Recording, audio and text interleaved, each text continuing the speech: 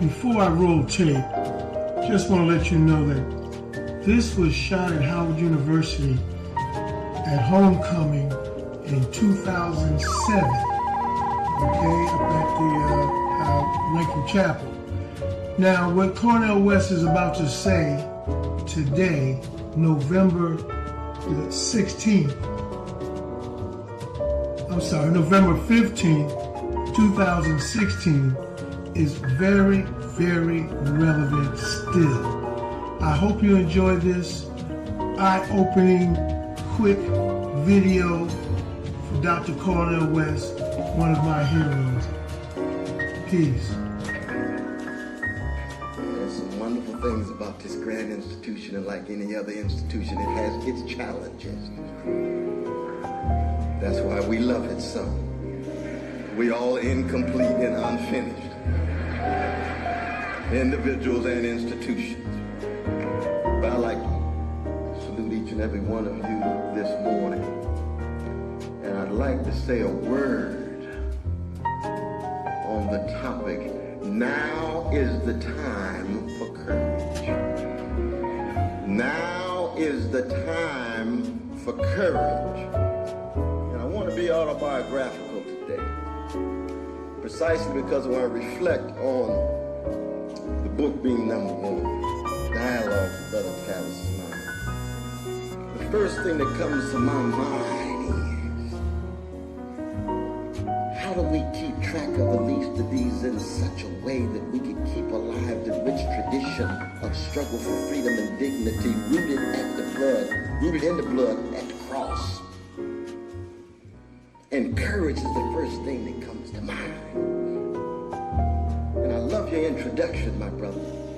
I love your introduction, because when I think about the little courage I have been able to muster in the 52 years that the Lord has assigned me so far to be in space and time, I say to myself, thank God I'm my mama's child. I thank God I'm my daddy's kid. And I want to be a better servant for God's kingdom. Which is to say what? Which is to acknowledge from the very beginning, we are who we are because somebody loved us. Somebody cared for us. Somebody attended to us. Somebody kept track of us and all of our finitude and failings and defects and defaults. But we also recognize that we've got to situate ourselves in stories bigger than ourselves, to locate ourselves in narratives grander than ourselves. So one of the first points in talking about courage is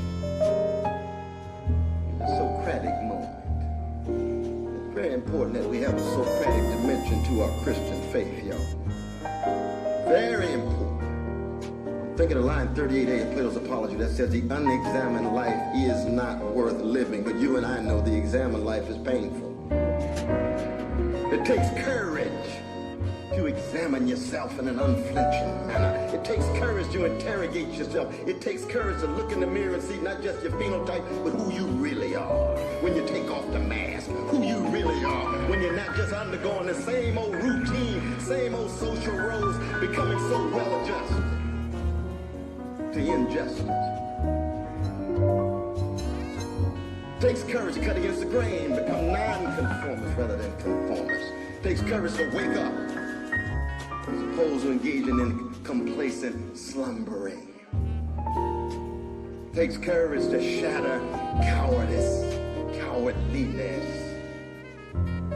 One of the wonderful things about the covenant is that it's a sign that something is happening in Black America, something is happening in America, and something is happening in the world, y'all. It's an awakening of those the late, great James Cleveland called ordinary people. And when ordinary people wake up, elites begin to tremble in their boots. They can't get away with the abuse. They can't get away with subjugation. They can't get away with exploitation. They can't get away with domination. But it takes courage for folk to wake up. Most would rather escape and live a life from the level of superficiality.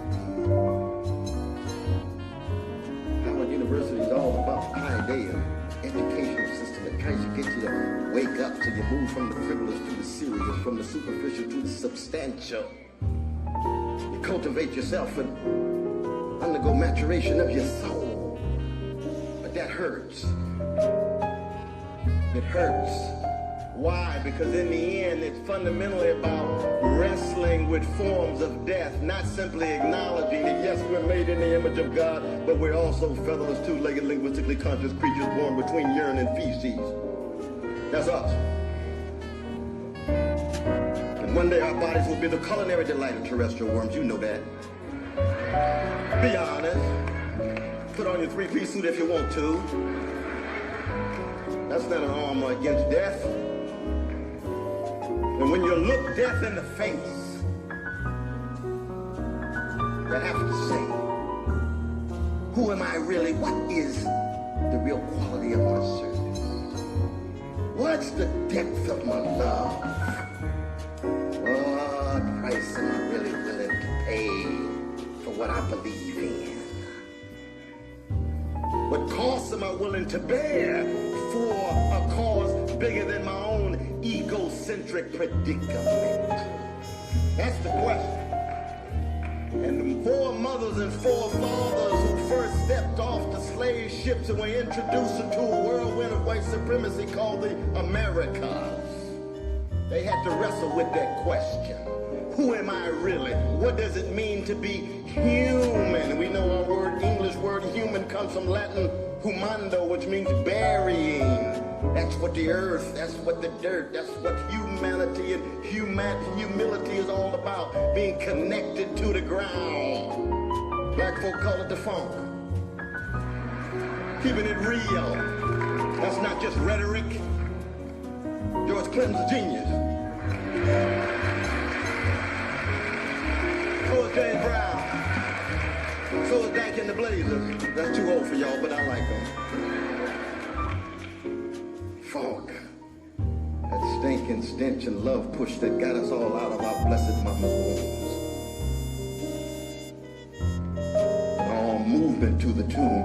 Who are you gonna be in the meantime? In the interim. Nobody gets out of space and time alive.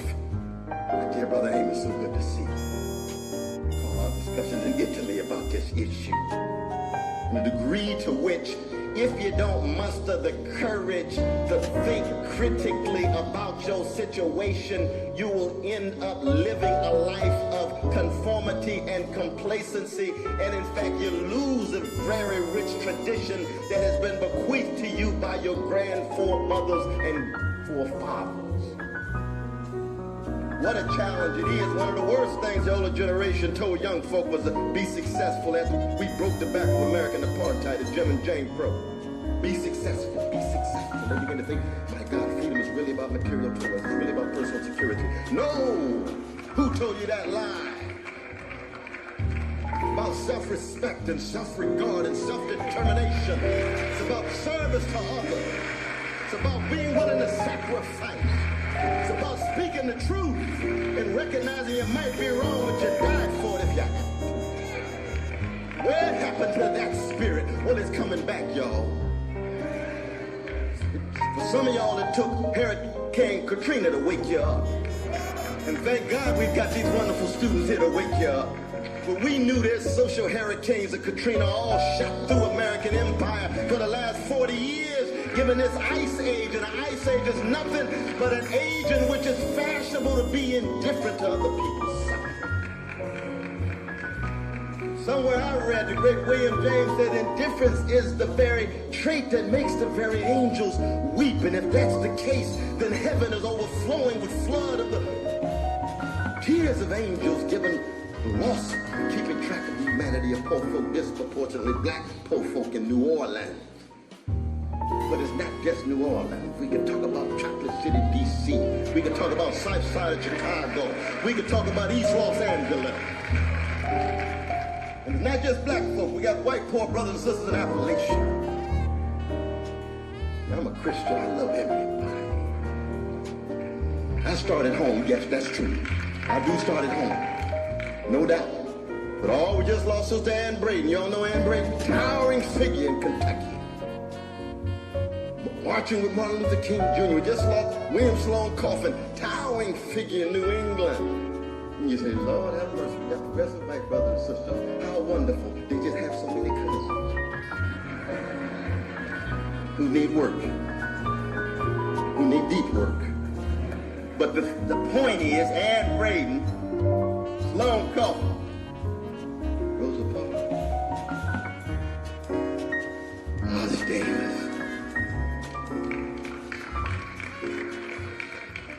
I still haven't gotten up to death of Luther. I haven't. He mean that much to me. Or one of the freest black men who ever walked the earth, Richard Pryor. Go on and on.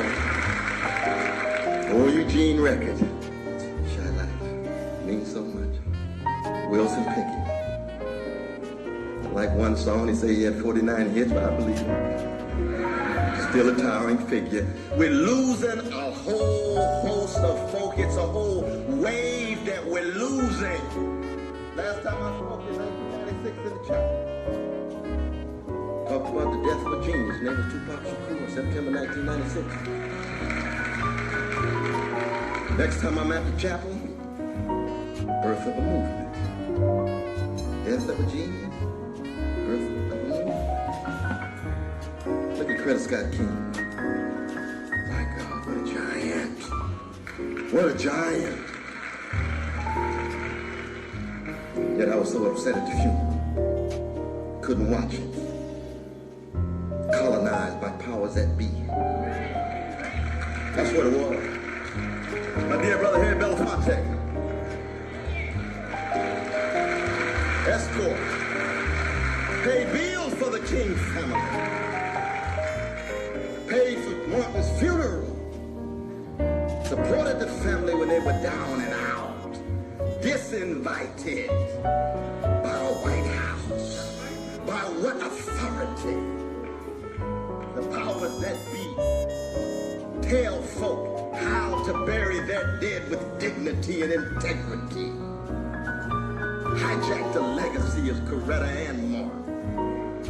Say, oh, Brother West, the family was involved. I love the members of the family, but they must be responsible too. Oh, yeah. There's a connection between your relation between the dead and the quick, and those who are still here and those who have gone on the other side of the Jordan, and how you bury them says something about how you're living now. It says something about the quality of your service to them. And it's so easy to lose the best of what folk have honed over centuries. And one of the distinctive characteristics of black folk is that we have been willing to be Socratic because we've been willing to be on intimate terms with death without allowing death to have the last word. What do you mean, Brother West? What do you mean? For slavery, 244 years, social death. No public value whatsoever, no social status whatsoever, just commodities to be bought and sold. Labor exploited, bodies degraded, minds called into question, beauties rejected. That's the threat of social death. What was the black response? Let's sing in a ring shout and sing in such a way that we create the first art form in the history of American civilization called the spiritual, so that the globe and people all around the world will have to take note. We might have no political rights, we might have no land or territory, but we can still take back power, because that's what democracy is. It's about those Sly Stone called everyday people taking back power in the face of elite abuse of power. And sometimes the only thing you have is just your voice and your body, so you just take back power in terms of how you sing and how you stylize space and time with your body and how you walk. That's a form of power. Others want to walk like you and talk like you and sing like you, but you broke the 10 Commandments economically. Reminds you of hip-hop, doesn't it? Oh, here these black brothers out here just cannon fodder for this racist criminal justice system that targets them in such a disproportionate way with mandatory sentences and a differential treatment between crack and powder cocaine, just making sure that in some way they're pushed into a prison industrial complex that has profits on Wall Street. What's the response of it? Africa Bambaataa, what you got to say? KRS-One, what you got to say? Lauryn Hill, what you got to say? We dealing with forms of death on the street, but we've got our voices to raise, even in the studios, and we can't play instruments that well, so we're gonna sample. Yeah, you gotta sample Sly Stone, you gotta sample James Brown, you gotta sample George Clinton. Prince won't let them sample.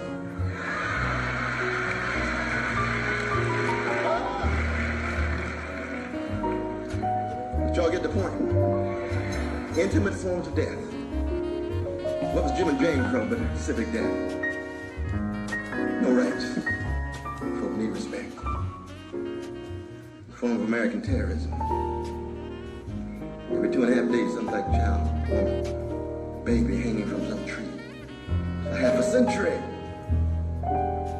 Half a century. It was a response of black people to American terrorism. A little different than the White House. Was 9/11, vicious attacks by gangsters on innocent people. It's wrong. I'm against gangsters in all colors. I grew up with some gangsters. I love them, try to transform them, and stay out of their way. True. They'll mow you down. Suge Knight, keep a little distance from the brother. You know what I mean? Pray for him, love him, don't come to my house. Get yourself together before you want to have dinner with me. Leave your piece at the door, you know. Y'all know what I'm talking about. 9/11, the first time in the history of America, all Americans feel unsafe, unprotected, subject to random violence, and hated for who they are. Be a nigga for 400 years in America. Unsafe, unprotected, subject to random violence, hated for who you are. True. What happens when a nation is in some sense niggerized? What's the response? You see, Emmett Till's mother didn't allow death to have the last word. No, she didn't. No, she didn't.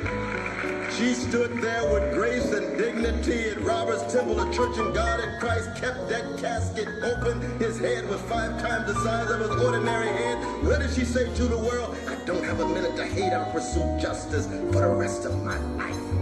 What a statement. What a level of spiritual maturity and moral wisdom. She didn't say it on her own. She was produced by a tradition of people that said we're going to be Socratic in raising questions. But unlike Socrates, who never shed a tear, he never cries, these particular people fell in love with a Jew named Jesus who wept for Lazarus. He wept for Jerusalem. He refused to act a gangster even when he was gangsterized. Even when they put him on a cross. Refuse to tell lies, refuse to demonize other people. That's spiritual depth. That's what our young folk need. Not just success. They need greatness. There's something different about that. I come from a tradition that says, he or she is greatest among you will be a servant. But you end up obsessed with success, prosperity rather than magnanimity, security rather than integrity. You end up with a generation of peacocks. Walk around to do beautiful foliage. Look at me. I'm so successful. I'm so accomplished. Look at my breakthrough. I'm the first X. I'm the first Y. I'm the first Z. I could hear my grandmother saying from the back room, Peackocks strut because they can't fly. I can hear saying, you can't get off the ground.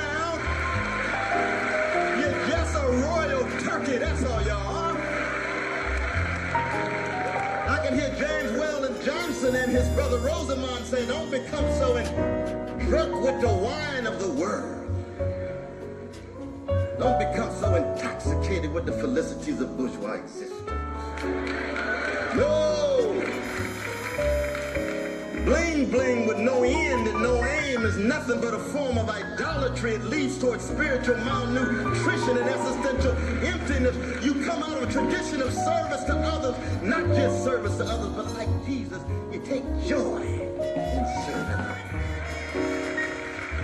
Can't wait to help others. Why? Because you know that you can never repay what your mama did for you, your father, and your grandmother and grandfather. And if you're a Christian, you'll never be able to repay the price that Jesus paid on the cross. And all of that blood, all of that love gushing out at the foot of the cross. But oh, look at our churches today. My God, not all of them, but too many of them. Oh, they turn the blood into Kool-Aid, you know what I mean? Oh, yes, that thin stuff. So all you do is just dip in so you can just keep moving with your upward mobility. You join church with an investment strategy. I'll pay X and you give me my Lexus. You give me my blessing. You give me my home ownership. You give me my social status. You give me my bourgeois status. True. It's true. You go to some of these churches today, you can see 2 ATMs before you see a cross.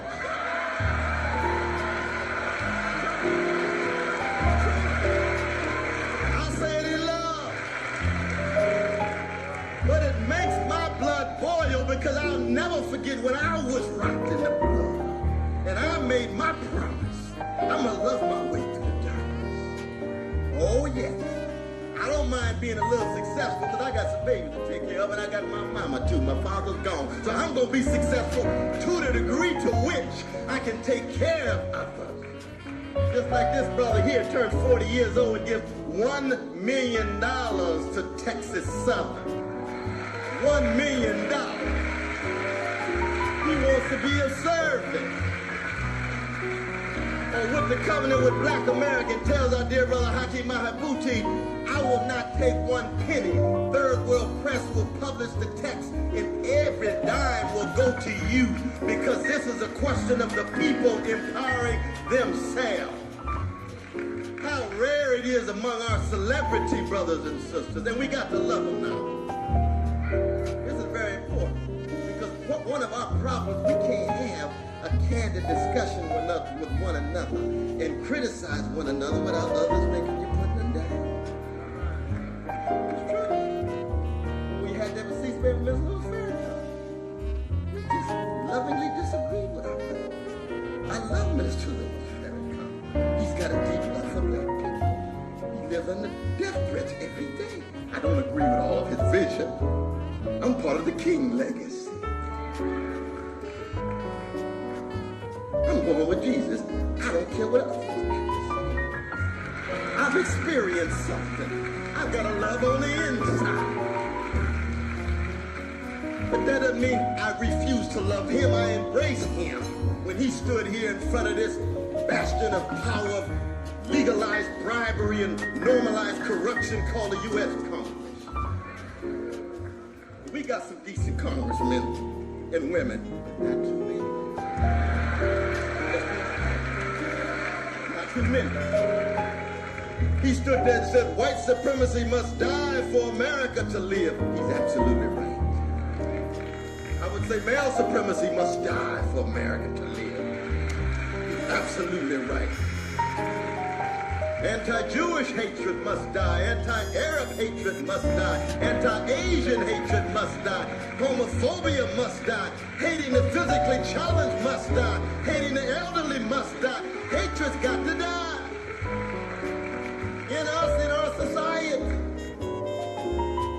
George Bernard Shaw used to say, hatred is the coward's revenge against those who intimidate you. Let me say that again. Hatred is the coward's revenge against those who intimidate you. So if you're hating, you're nothing but a coward. You're scared. You can't come to terms with your insecurities and your fears and your anguish. Your pain is real, but how do you transfigure that pain? Is it one that is transfigured by the love of the cross? as we know it, so sticker on the car the other day when I was in Indiana, Gary, somewhere around there.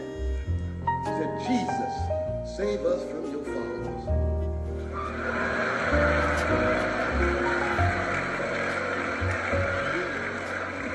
True. Some of the most dangerous folk in the world talking about Jesus Christ. Isn't that right? Save us from your followers. Some of them confuse the cross and the flag. They think America's the God. And that's nothing but an elevation of power, earthly power, over divine sovereignty. A lot of black folk fall for it. A lot of black folk fall for it. Still got the love. But just point out, you're wrong. You ought to be ashamed of yourself. Your grandmama's weeping in her grave. Your father's thinking, think what your father would say. Well, yes, he was a member of the NAACP, but I'm right wing now. Oh, I see. It's so easy to jump on the bandwagon of indifference, complacency. And some of them just downright opportunistic. Just selling out. You can just see just the Negro sellout list. Just lining up.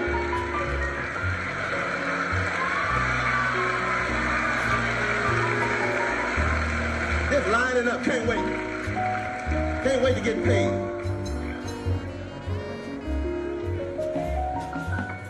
It's true.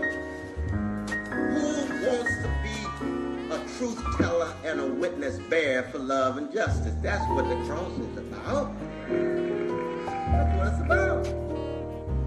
I can hear the God of the universe saying, don't play with me and don't play with my people. And if Christians themselves don't step out, then the rocks are going to cry. Because there's too many children living in poverty, too many disgraceful school systems in chocolate cities, too many dilapidated housing in the cities, too many unavailable child care and health care folk, not enough jobs with a living wage, unemployment, underemployment, and corporate greed at the top running amok. 1% of the population owns 51% of the wealth. Oligarchic and plutocratic, to some degree still pigmentocratic. People run around, what would Jesus do? Roman Empire put him to a cross. How come? Because he's the least of these. And he said, all of us will be judged. Not how sharp your clothes are, not how long your car is, not which neighborhood you live in, not what ritual you undertook, not what ceremony you try to enact. What is the quality of your service, the depth of your love? What price are you willing to pay? What burden are you willing to bear? And be honest about it. I love Brother Snoop Dogg. Brother Snoop Dogg, you know. You ask Brother Snoop, what you think about all your service, my kids, my kids, and so forth, but I'm a gangster. It's just who I am at the moment. I like that. Because God can work with gangsters. Oh, God can go in the cell and work with you now. He can catch you on the corner and work with you. There was a gangster called Malcolm in the cell. God worked through Elijah Muhammad in terms of getting him together. Then he had to outgrow Elijah. Love can do that. And if you've never been in a gangster-like situation, you're not going to really understand what the blood is all about. Folk in bad news situations fully grasp the depth of the good news. You've been in good news situations all your life. You've just been cruising. You ain't had no catastrophes in your life, no traumas in your life, no scandals in your life, no monstrosities in your life. Just living on the surface, just skating through life. Well, sooner or later, a catastrophe is gonna hit you, and when it hits you, you discover who you are. And it comes in a lot of different forms. I was with my dear brother Jay-Z. I invited my Jay-Z to my class. We have Jay-Z and KRS-One, Chuck D, come to my class, Tony Morrison, I was telling Jay-Z, I said, you know what? Fame can be a connection. I wasn't just talking about Michael Jackson. Fame will unmask who you really are. You have to raise a Socratic question. How deep is my love? Am I so addicted to the celebrity status? Am I so addicted to the camera? Am I so addicted to fame? Am I so addicted to the stimulation and titillation that I'm no longer about empowerment and ennobling and enabling others? Comes in a lot of different forms. That's why the blood's for everybody. That's why the cross is for everybody. But I am thoroughly convinced that the awakening that is now beginning to take place in this country, connected to what's going on in Latin America, working people and poor people are beginning to wake up in the face of the oligarchs with massive poverty, connections with South Africa as in fact that fragile democracy under the great leadership of Nelson Mandela begins to become a beacon for others around the world, even as it's wrestling with its own problems. There's a kind of Santa Clausification of Mandela taking place in South Africa, y'all. It happens all the time. Martin Luther King underwent the same thing. The most powerful forces against the status quo become like Santa Claus. Big smile, domesticated, tame, defamed with toys in the bag with a smile.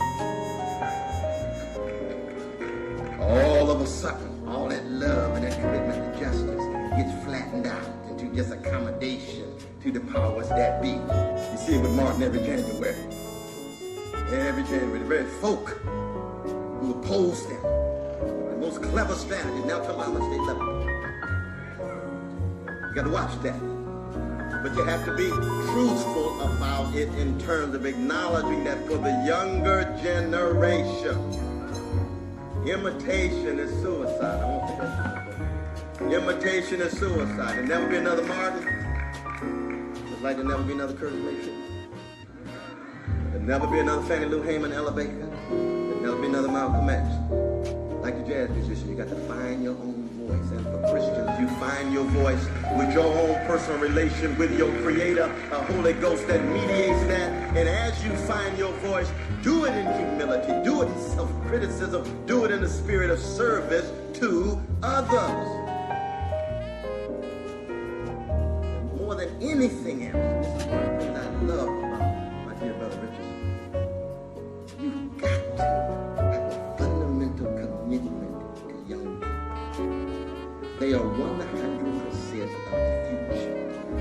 100% of the future. And why do I say that? Because I was young once, and I know if I had not been attended to, my gangster proclivities would have come to the surface. They would have become salient and hegemonic. I still have gangster proclivities at 52, given all the love injected me and given the cross. You can imagine what it'd be like without that. And I grew up in a neighborhood, not a hood. It was all black, but the neighborhood's a place where there's wonderful ties of sympathy and bonds of empathy. People keep track of it. A hood, survival of the street. I'm obsessed with the 11th commandment, thou shalt not kill.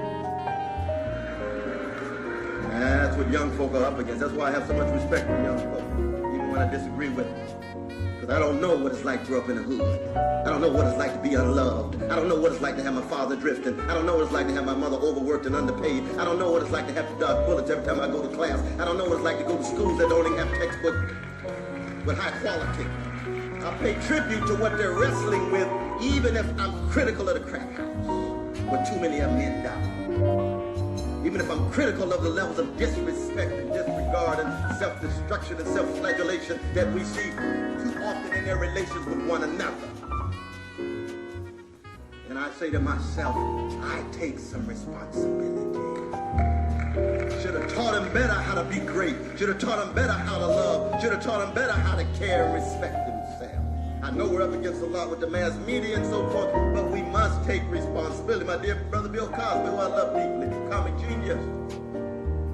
But your language of correction must be informed by language of compassion, or they won't hear it that way.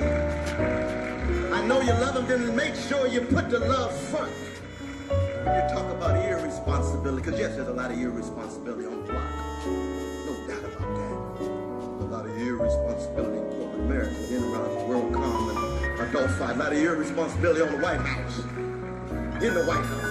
Supporting lying and spying and torturing folk and so forth and so on. Let's talk about irresponsibility across the board. Let's talk about irresponsibility among the black middle class.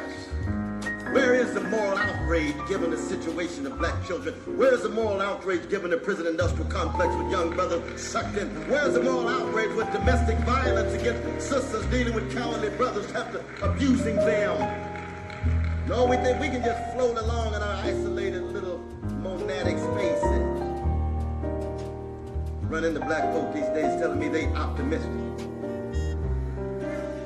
Anytime you hear folks talking about optimistic in this particular nation and empire, you know they're talking about the individual, personal project. They're not talking about what's going on outside at all.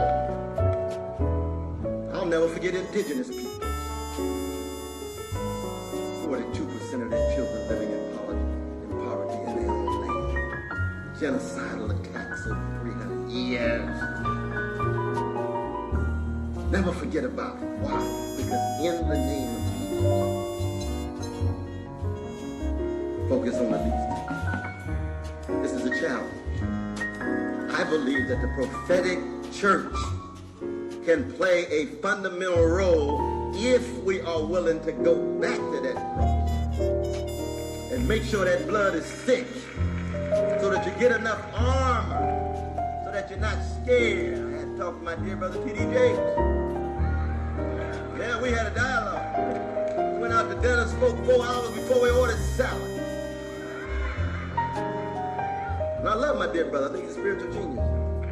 No doubt about that. He's enriched my life. He really has. But I told him, I said, brother, I think you lack political courage. He said, oh, Brother West, why would you say something like that to me? Because I think it's true. That's why I tell you, brother. You got high visibility. Harper's Magazine say you're the most powerful black man in America. That's a major burden. All of us are crack vessels. Each and every one. So we need to help one another. And I said, could you trot out some evidence that would allow me to infer that you do have significant political courage in your ministry? We had a dialogue, y'all. And I'm going back. Going back. Oh yes, why? Because people can change. He comes out of a different context. A certain kind of interaction with the right-wing televangelist is not a healthy thing for those who love justice. Because they silent on the issue of white supremacy and this vicious legacy when it comes to institutions. They're silent when it comes to male supremacy. They're silent when it comes to imperial policy. You spend a whole lot of time with them, that's right. You end up dialogue with Pat Robertson, you're not going to find a lot of deep prophetic illumination. Nothing wrong with talking to him, but you're not going to find that. Oh, Brother West, are you upset because I went into the White House? Or are you upset because I have a relationship with George Bush? I said, not at all. A Christian should be able to go into a White House, crack house, mama's house, any house, and come out with your integrity. Come out with your vision. Come out with your compassion. Come out with your commitment to justice. Come out any house you want. Any house you want. And you're going to need help. You can't do it alone. You're going to need the Holy Ghost. You're going to need folk praying for you. And you're going to need a loving family if you're blessed. And that's true right across the board. We talk about this old entrepreneurial genius. In fact, one New York Times bestseller. 2 texts Brother Tavis pushed up. Both of them driven by Oprah. Night by Elie Wiesel. Our dear Jewish brother wrote the text in 1960. About the Holocaust among Jewish brothers and sisters. Anybody suffering, that same value. Every human being has the same value. Every individual is made in the image of God. Oprah chose night.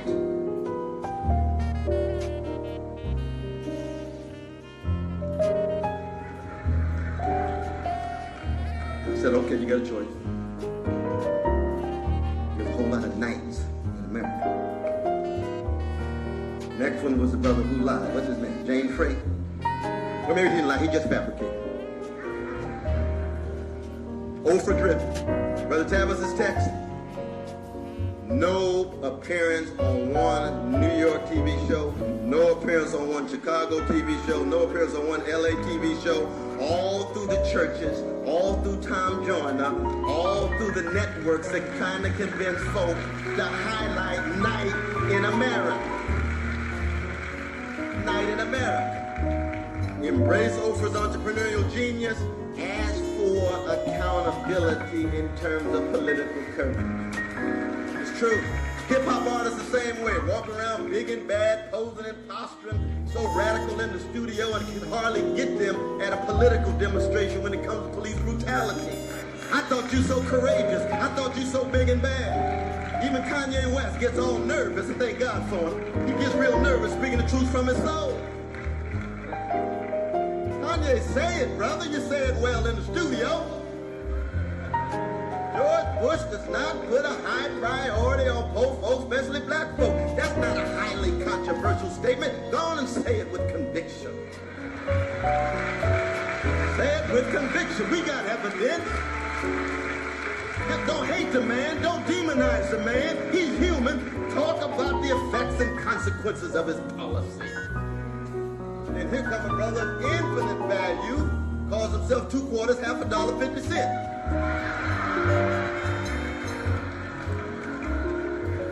Kanye's wrong about that. Kanye's wrong about that. What are you saying, 50 Cent? George Bush is in love with poor people? George Bush's policies highlight black people? Come on, 50 Cent. We know you got 9 bullets in you. We're praying for you. Why don't you speak the truth?